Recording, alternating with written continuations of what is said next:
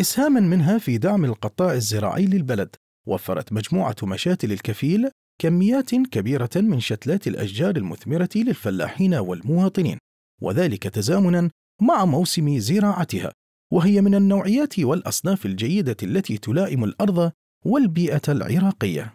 احنا عندنا توجيه من سماحة السيد المتولي، والغاية من المشروع هو مو الأرباح بكثر ما الغاية أنه نشجع الفلاح ونشجع المزارعين على الزراعة وبكافة أنواعها، سواء كانت الحمضيات أو النفضيات، لأجل رفد الأسواق المحلية بأصناف جيدة منها الحمضيات، ونطعمها على الرارنج، البرتقال إنه محامض، عندك اللالنجي إنه حلو.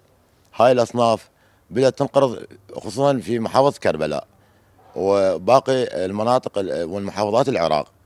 والصنف الثاني الأشجار النفضية. الأشجار النفضية هم نطعمها احنا بيدنا هنا مجموعة مشاتل الكفيل.